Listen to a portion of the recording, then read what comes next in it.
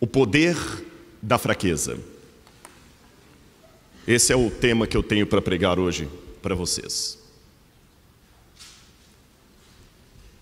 Se vocês olharem, nós vivemos uma vida onde a cultura atual é a cultura da força, do poder, da resistência. Essas palavras força, poder, resistência estão aí para todo lado. Muitos palestrantes de autoajuda, trainees, como se diz, pessoal de empresas motivacionais, palestras motivacionais, sempre usam essas palavras: força, poder, resistência. Você tem que vencer. Você vai incentivar os seus vendedores lá, né? Você tem que vencer, você tem que colocar o seu coração nisso. Aí conta uma história de alguém como o Dr. Milton, que começou pobre e venceu na vida. É isso que faz o papel hoje. Já tem igrejas, muitas pregações hoje de prosperidade. É isso: olha, você que é um empresário, venha fazer aqui a terça-feira do milagre urgente, você vai ganhar dinheiro, vai ganhar isso. Nós hoje queremos. Na política, fala-se tanto em resistência, vamos resistir a isso. Nós vamos resistir do lado de cá também, não vamos aceitar. Negros, mulheres, pessoas minoritárias, hoje nós vamos resistir. Agora, o curioso é que a Bíblia, entrando em contradição com tudo isso, num paradoxo, fala que o poder de Deus se aperfeiçoa na fraqueza. Eu quero ler com vocês aqui o livro de 2 Coríntios, capítulo 12, versículo 8. 2 Coríntios 12, verso 8. Paulo está reclamando de uma dificuldade que ele tinha na vida. Verso 9, melhor dizendo. Paulo estava reclamando de uma dificuldade que ele tinha na vida, que ele chamava de espinho na carne, um instrumento de Satanás para limitá-lo. E no verso 8 ele diz: 3 vezes eu pedi ao Senhor que afastasse de mim esse espinho na carne, essa dificuldade, essa crença limitante que ele tinha, um poder físico, um problema físico. Então o Senhor me disse: a minha graça é o que basta para você, porque o poder se aperfeiçoa na fraqueza. O poder se aperfeiçoa na fraqueza. É interessante que essa palavra grega, fraqueza, astenia, significa falta de estímulo, falta de vontade. Em grego você tem lá, regar dynamis en astheneian teletai. O meu poder é na fraqueza, na falta de vigor que ele se complementa. É isso que está no grego. O meu poder se complementa, chega ao seu fim na fraqueza. É estranho isso. É um paradoxo. Olhem a foto daquela menininha ali. Eu acho que quando eu vi a primeira vez essa foto, eu até coloquei nas minhas redes sociais, eu coloquei com a imagem assim: é por isso que o reino dos céus é das crianças, né? Na ingenuidade dela, ela acha que está ajudando. Mas se você olhar por outro lado, o poder de Cristo se aperfeiçoa na fraqueza de que forma? Só a foto de Jesus carregando a cruz daria um impacto. Mas o fato de ter aquela criancinha no fundo ali não deu um outro impacto em vocês? O meu poder se aperfeiçoa na fraqueza. Em que sentido? O poder de Deus fica mais vivo quando na fraqueza Ele mostra o que Ele pode fazer. O poder de Deus fica ainda mais esplendoroso quando na fraqueza Deus mostra o que Ele pode realizar, mesmo a partir de pessoas fracas. Mas é difícil a gente aceitar isso na prática. Eu não sei se todos conhecem, isso aí é uma foto de um seriado da Netflix chamado Falda. Falda é uma palavra muito interessante. Falda é uma palavra que tem tanto em hebraico quanto em árabe moderno. E falda significa caos, o caos. Falda é um seriado assim bem, muito tiro, muita coisa assim, porque mostra como agentes do Mossad vão até a Palestina para matar terroristas ou destruir células de terrorismo. E essa é a cena dos israelenses. E convenhamos, pela cultura moderna de resistência, de poder, se nós fôssemos judeus, nós iríamos querer fazer parte de um povo que tem esses representantes, correto? Como é que você quer que a sua empresa seja representada? Por pessoas bem resolvidas? Como é que você quer que a sua igreja seja bem representada? Por pessoas que venceram na vida de sucesso. Você quer trazer uma visita aqui, a visita querer fazer parte do grupo, porque todo mundo aqui é bem sucedido, todo mundo é bonito, sadio, forte. Mas a história mostra que os judeus nem sempre são representados dessa forma. Esses também são judeus. Mas não é esse quadro que a gente quer que lembre o nosso povo. A bem da verdade, seja o judeu falando do holocausto, seja o negro falando da discriminação, do racismo, seja a mulher falando do feminicídio, sempre que você é vítima de alguma coisa, você hoje, na conjuntura atual, você quer contar essa história assim.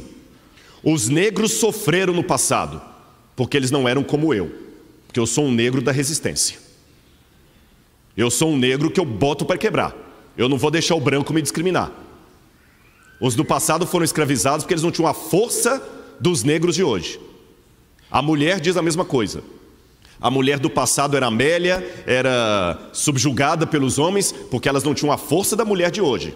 Porque se a minha avó fosse como eu, ela não aceitaria ser tratada pelo meu avô como ela foi. A minha mãe apanhou na mão do marido porque ela não era como eu. Eu quero ser das mulheres empoderadas. Eu quero ser o judeu do falda, não o judeu de Auschwitz. Estou falando uma mentira? Não é isso que nós somos sempre treinados a pensar e a querer ser? Agora, quando eu vou para a Bíblia, eu noto que nem sempre foi a força que Deus usou, não foi o empoderamento que Deus usou para levar a mensagem dele. Eu vou usar como estudo de caso desse sermão que eu estou fazendo para vocês, o Templo de Jerusalém. Quando eu dava os estudos bíblicos, ainda dou, e eu ia falar do Templo de Jerusalém, eu sempre me baseava num trecho de Flávio Josefo, quando ele descrevia o segundo templo, o templo da época de Jesus, e Josefo era um historiador do primeiro século, ele dizia que o Templo de Jerusalém era tão lindo que quando o sol batia meio-dia no teto dele, brilhava o ouro que havia ali em cima, você não conseguia olhar direito para o templo, que ofuscava a sua vista. Então, nos estudos bíblicos que eu dava, eu sempre falava do Templo de Jerusalém como sendo uma coisa maravilhosa, esplendorosa, e aparentemente parece que era mesmo. O templo dá a glória ao nome de Deus. Esse templo seria o maior templo jamais construído, grandioso. O próprio Salomão disse: grande será o templo que eu vou construir em Jerusalém, porque o nosso Deus é maior do que todos os outros deuses. Segundo Crônicas 2, verso 5. O rei Davi, seu pai, já havia acumulado 3.750 toneladas de ouro, 37.500 toneladas de prata, bronze e ferro, grandes demais para serem pesados, madeira e pedra para a construção desse templo. Então realmente parece que o templo de Jerusalém era grandioso, esplêndido. O templo de Salomão começou a ser edificado por volta de 965 a.C. Ele demorou 7 anos para ser construído. 7 anos. E ele levou em conta 8.000 pedreiros. Ele era um prédio de aproximadamente 27, quase 28 metros de comprimento por 13 metros de altura e de largura 9 metros. Era grandioso. Tanto no livro de Reis como Crônicas diz que Salomão enviou 30.000 homens ao Líbano para trabalharem com a madeira, o cedro do Líbano que foi trazido. Eu tive a oportunidade de ir ao Líbano agora há um mês ou 2 meses atrás, se eu não me engano, e ali a gente viu cedros do Líbano mesmo. Eu até trouxe uma sementinha para tentar plantar aqui no Brasil. A Laura está olhando com cara de riso aqui, porque ela lembra que eu cheguei lá no lugar que tinha os cedros do Líbano, Beto. Aí chegou um homem e falou assim: olha, você quer plantar no Brasil? É fácil. Tá aqui, ó, vou te vender essa... tipo aquelas coisas de árvore de Natal, do cedro do Líbano. Aí eu falei: ah, tá bom, quanto é? 10.000 libras libanesas. Fiquem tranquilos, lá eu fiquei milionário. Porque $1 valia 35.000 libras libanesas. Então eu fiquei milionário, eu pegava milhões. Assim, todo dia eu gastava milhões, só em almoço e outras coisas mais. Nunca me senti tão milionário. Mas eu dei 10.000 para ele. Beleza, fiquei falando: vou plantar no Brasil. Quando chegou lá na frente, tinha um monte no chão. Aí ela falou: aqui, ó. Quer comprar mais alguns? Eu te vendo por 5. O cedro do Líbano hoje está até em extinção, infelizmente. Mas é uma madeira linda, e Salomão importou o cedro do Líbano para o templo. Então ele era esplêndido e caríssimo, caríssimo. O templo era adornado com pedras preciosas, ouro de Parvai na Arábia. Em 1924, um professor alemão chamado Ignaz Alfred Groth escreveu um artigo no Jewish Daily Bulletin, onde ele fez o cálculo de quanto seria gasto para construir o templo. Ele calculou algo em torno de 30 milhões de dólares, mas se eu levar em conta a inflação e tudo mais, hoje daria 1 bilhão de dólares o preço do templo de Salomão. Grandioso não era? Esplêndido não era? Motivo de orgulho não era? Só que essa minha empolgação com o templo de Salomão só durou até eu começar minhas pesquisas arqueológicas e visitar demais o Oriente Médio. Sabem por quê? Vou dar alguns exemplos para os irmãos. Vou pegar só uma das pirâmides egípcias, só uma, a de Quéops. A pirâmide de Quéops custaria 5 bilhões de dólares, isso há uns 20 anos atrás. Eu não consegui fazer a atualização. Quanto que custaria o templo de Salomão no dinheiro de hoje?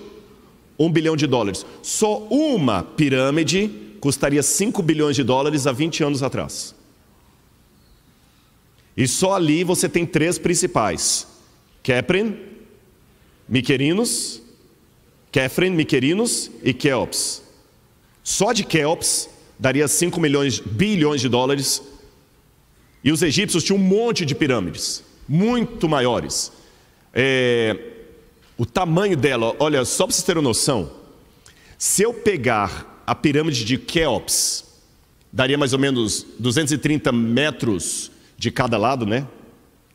Numa área de 5,3 hectares, isso daria 10 campos de futebol americano só dentro da base da pirâmide. Só na pirâmide de Quéops eu colocaria 10 campos de futebol americano. Ainda sobraria um pouquinho de espaço. O templo de Salomão daria menos da metade de um campo de futebol americano. Ou seja, dentro da pirâmide de Quéops caberiam mais de 20 templos de Salomão.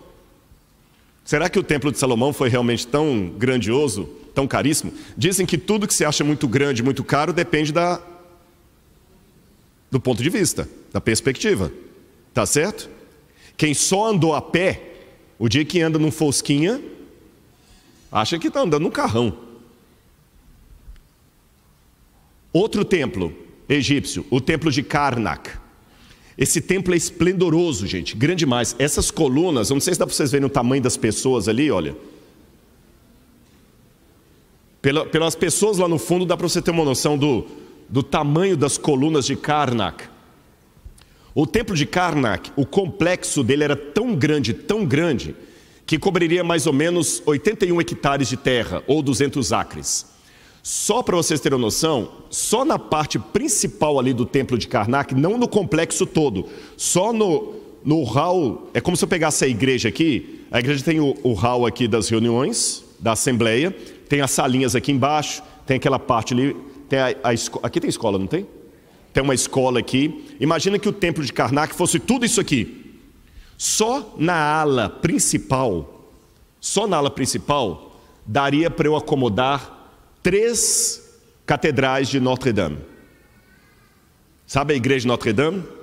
Só na nave principal caberiam 3. Agora faça a conta. A catedral de Notre Dame tinha 98 metros de comprimento, enquanto o templo de Salomão está errado ali, 27,43. A catedral de Notre Dame tinha 96 metros de altura, enquanto o templo de Salomão tinha 13. Ou seja, a catedral de Notre Dame é muito maior do que o templo de Salomão.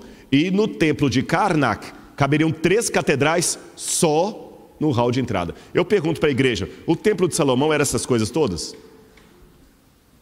Era isso tudo? Não era. Depende da perspectiva. Vamos falar do ouro para o templo. Tutmoses III, ou Tutmés III, apresentou ao templo de Amon em Karnak, presenteou 152 deben de ouro. essa medida de peso daria algo em torno de 13,5 toneladas de ouro para um templo. Isso foi apenas parte do presente dele. Agora, quer piorar a coisa? Os judeus só tinham um templo.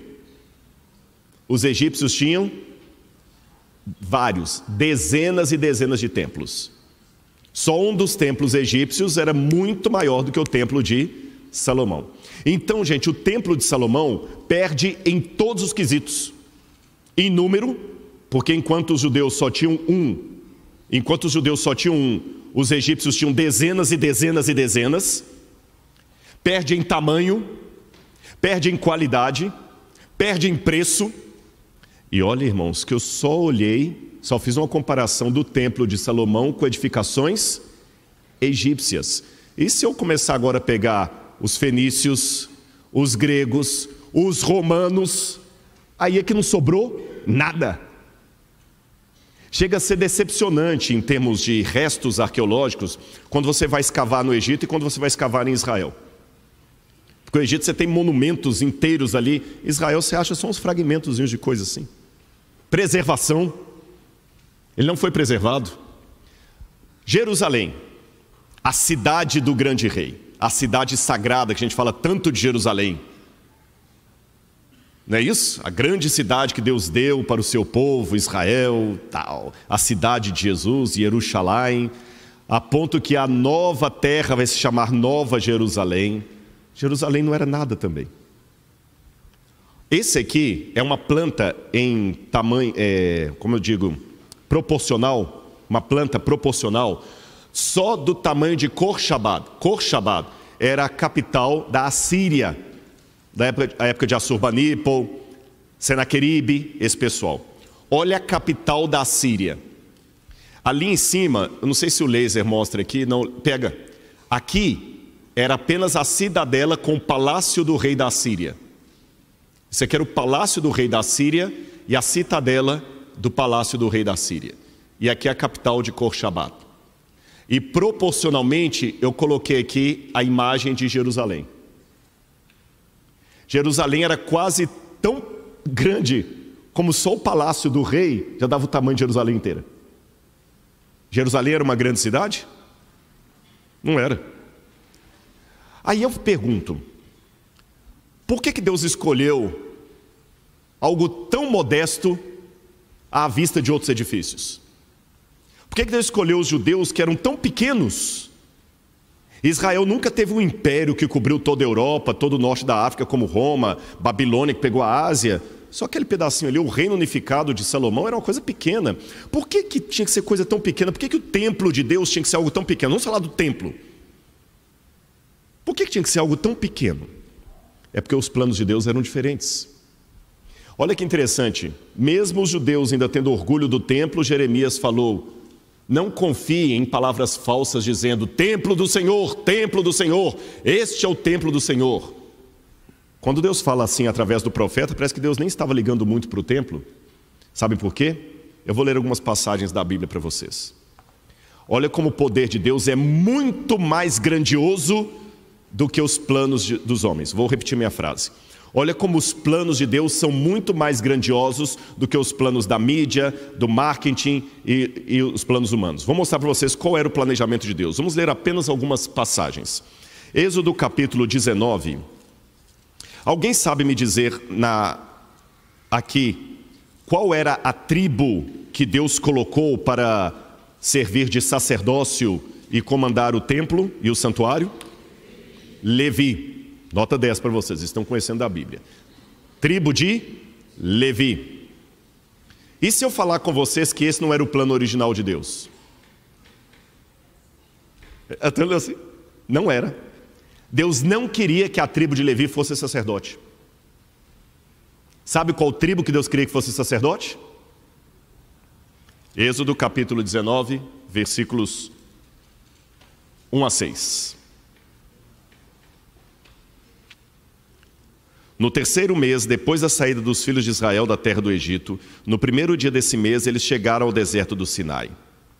Tendo partido de Refidim, vieram ao deserto do Sinai, no qual acamparam.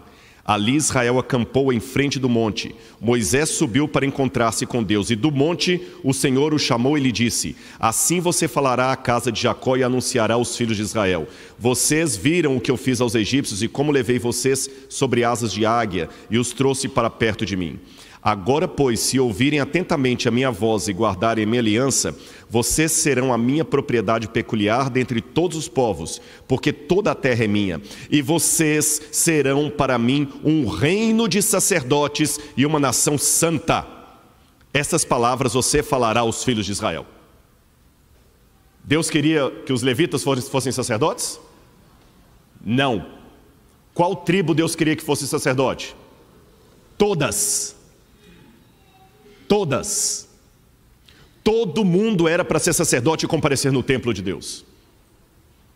Mas se Deus queria que todos fossem sacerdotes, por que só os levitas se tornaram sacerdotes? Eu não vou ler todos os versos ali por causa do tempo, mas é interessante que Deus fez uma proposta com Moisés. Fale com o povo para jejuar, se santificar e preparar, e amanhã você vai subir ao monte e o povo vai subir ao monte comigo. Só que quando o povo chegou diante, o que aconteceu? Eles ficaram com medo. É interessante que aqui no verso 22 diz assim, no verso 17: e Moisés levou o povo para fora do arraial ao encontro de Deus e puseram-se ao pé do monte. Verso 22: também os sacerdotes que se aproximaram do Senhor devem se consagrar. Aqui está falando sacerdotes no sentido, não é o sacerdote levita, eram os representantes do povo, para que o Senhor não se volte contra eles. Aqui Moisés disse ao Senhor: o povo não poderá subir ao monte, porque tu nos advertistes dizendo: marque limite ao redor do monte. Mas não foi só isso que Deus falou. Deus falou o seguinte: marca o limite, o povo não vai subir agora, o povo vai se consagrar e amanhã o povo sobe. Vocês entenderam? Mas na hora de encontrar com Deus, o que aconteceu com o povo? Não subiu. Por quê? Medo. Ah, desculpa, o povo não vai subir não, porque o Senhor colocou limite aqui. Era para o povo subir. Olha o que diz o capítulo 20, verso 18.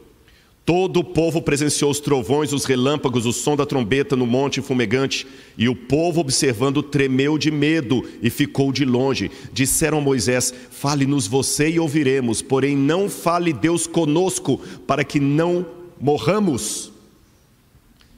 Olha para mim aqui, nunca mais esqueço o que eu vou dizer. O medo é diferente do temor. O temor é a reverência pela coisa sagrada. Temei a Deus e dá-lhe glória. O temor é a reverência, é o reconhecimento da majestade e da grandeza de Deus. Mas o medo é a fobia. Isso eu estou pregando nesta manhã para pessoas que estão com destemor. Eu alerto: temam a Deus e deem glória a Deus. Mas por outro lado, se eu estou pregando para pessoas que estão com medo, com fobia, peçam a Deus a cura, porque o medo paralisa.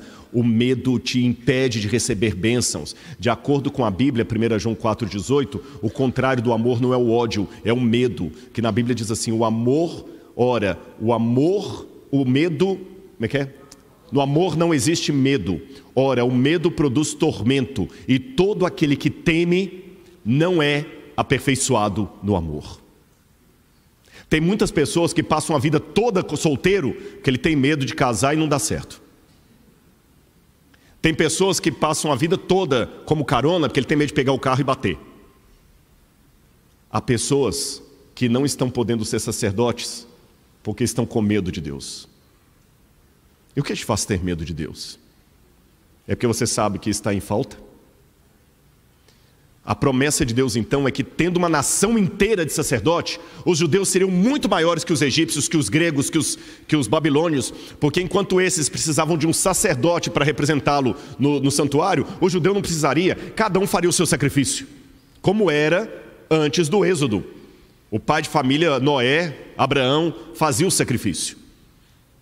Todo mundo ia poder celebrar a Santa Ceia, não apenas participar dela. Por isso que eles tiveram que fazer um templo, porque eles deixaram de ser o templo de Deus. Você olharia o templo do babilônico, olharia o templo do romano, o templo do egípcio, o templo do grego e o povo de Israel. Mas eles não entenderam isso. Achavam que para serem iguais a todo mundo, eles também tinham que ter um templo. Aí no Novo Testamento, Deus faz uma coisa maravilhosa. Dá para os judeus um templo que é maior do que todos os outros.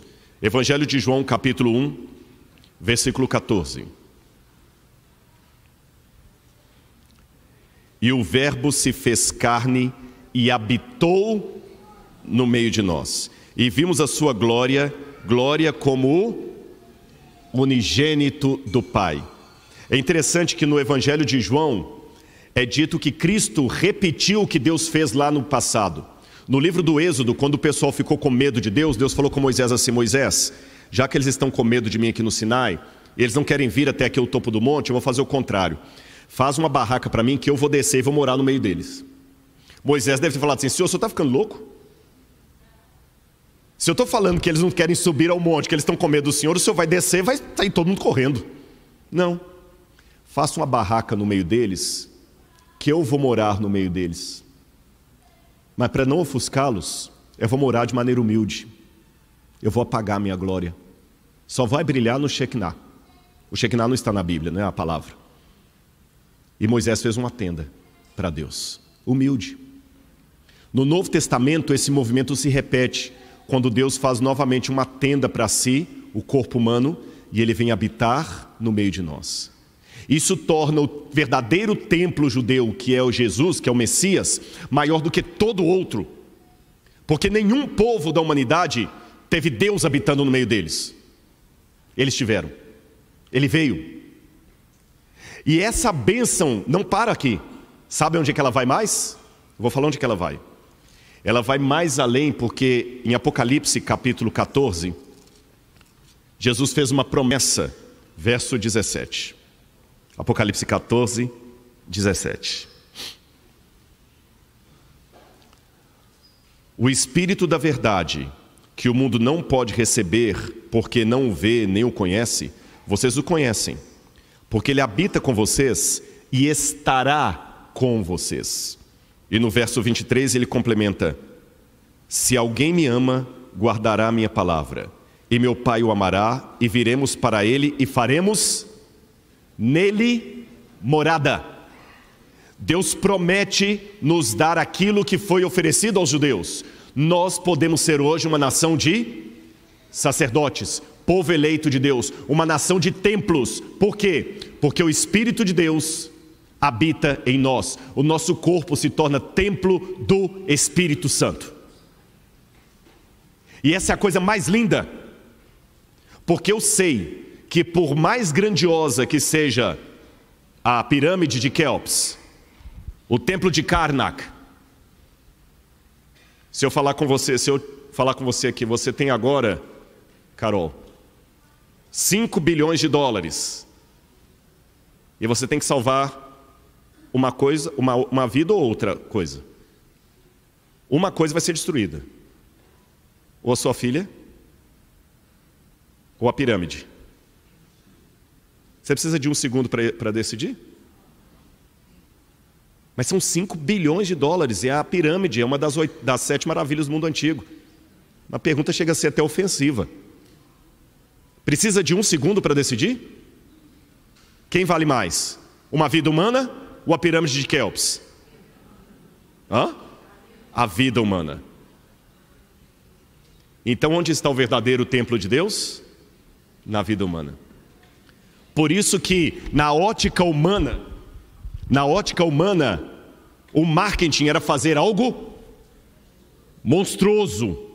Na ótica de Deus, o marketing é fazer algo modesto, que perdura e que tem mais valor agregado do que uma pirâmide. E é por isso que o Apocalipse termina dizendo: eis o tabernáculo de Deus com os homens. Deus estará com eles, e eles serão povos de Deus. E quando João ouviu eis o tabernáculo de Deus com os homens no Apocalipse, João olhou em redor e tentou procurar o tabernáculo. E ele falou: mas estranho, eu não vi santuário. Que contradição é essa? Aí próprio Deus responde: você não viu o santuário porque o próprio Cordeiro é o santuário no meio deles. Então eu quero terminar o meu sermão nesta manhã conclamando você, fraco, defeituoso, a ser um santuário de Deus, um templo de Deus. Eu não sei se a Júlia já está preparada para entrar ali com o pastor. Eu quero... Já estão prontos lá? Se tiver, só dá um aviso para mim. Eu confesso para os irmãos uma coisa. Quando eu olho para mim mesmo, estou parafraseando Santo Agostinho de Hipona, eu não vejo como me salvar. Tem espelho na minha casa. E o espelho, quando você mesmo está olhando nele, ele diz mais do que simplesmente a sua aparência física. Ele conta as suas virtudes e seus defeitos, sua força e sua fraqueza. E você olha para aquele espelho e às vezes você não gosta do que vê. Quando eu olho para mim mesmo, eu não vejo como me salvar. Mas quando eu olho Deus e as promessas de Deus, eu não vejo como me perder. Eu posso não ter o esplendor dos grandes edifícios egípcios, nem o mármore de Roma, ou o ouro dos babilônios, mas eu posso ser um santuário de Deus. E como santuário de Deus, eu tenho a tarefa de convidar todos a virem até a mim para adorar a Deus. Não adorar a mim, adorar a Deus. Se você for alguém que está apontando, não é para o seu dedo que as pessoas vão olhar, é para onde você está apontando. Então, numa cultura tão narcisista, onde as pessoas querem no Instagram que todos olhem para ele, para o filtro dele, faça com que eles olhem para o seu dedo, apontando para aquele que é maior do que você.